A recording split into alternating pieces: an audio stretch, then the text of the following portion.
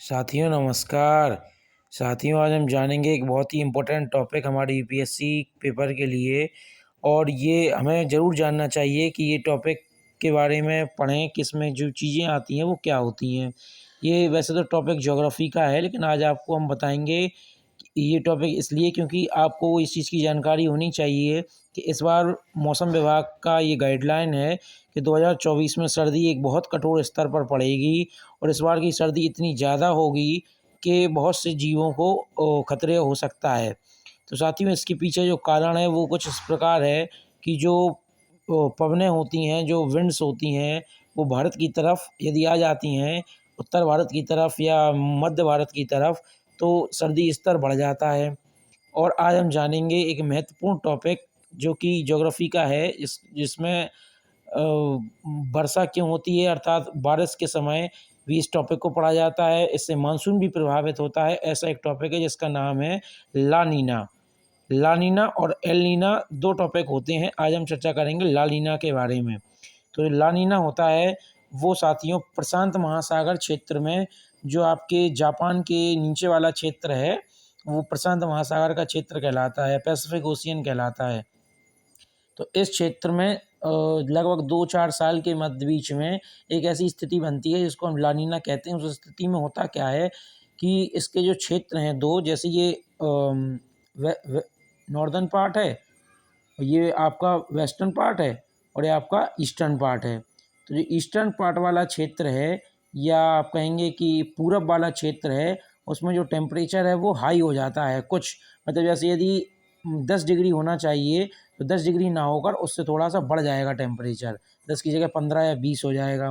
तो यहाँ का जो टेम्परेचर है वो जब बढ़ जाता है तो यहाँ का जो प्रेशर है वो कम हो जाता है, क्योंकि टेम्परेचर और प्रेशर में विपरीत संबंध होता है, या इन्वर्सली प्रोपोर्शन होते हैं। यदि टेम्परेचर बढ़ेगा तो प्रेशर कम हो जाएगा।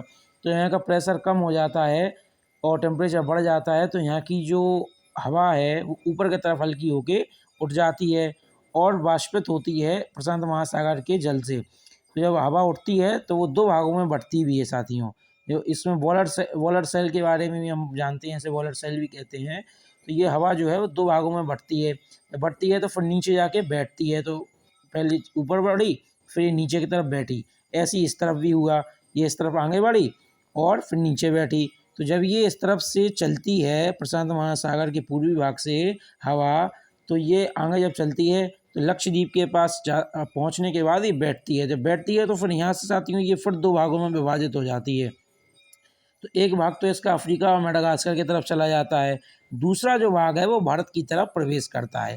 और ये जो हवा है वो मॉइस्चराइज्ड है, और इसी समय यहाँ पर साउथ वेस्ट मानसून या दक्षिण पश्चिमी मानसून आ रहा होता है।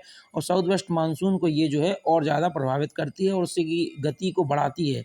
अब इस तरीके से समझिए कि जो साउथ वेस्ट मानसून है वो हवा आ रही है, और एल नीनो की जब हवा चली तो उसने पीछे से एक पंखा लगा दिया उसमें, जो कि उसकी जो साउथ वेस्ट मानसून है उसकी विंड को, उसकी पवनों को और ज़्यादा स्पीड बढ़ा दी। जब ये दोनों की प्रकोप बढ़ जाता है तो जो हवाएं आती हैं वो बहुत तेज़ आने लगती हैं, और भारत के क्षेत्र में बहुत ज़्यादा बारिश होती है।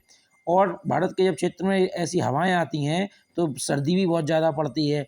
तो इन हवाओं में जो आपकी व्यापारिक पवनें होती हैं, ट्रेड विंड्स होती हैं, ये भी शामिल हो जाती हैं, और ये पवनें भारत में मानसून में वृद्धि करती हैं और सर्दी भी बढ़ा देती हैं।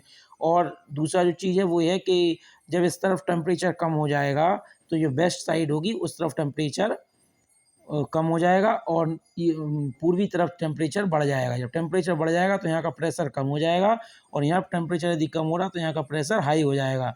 और जो मूविंग एयर का जो लॉ है वो कहता है कि low pressure to high pressure वो चलती है। जब यहाँ का प्रेशर कम हो गया तो वो हवा आएगी।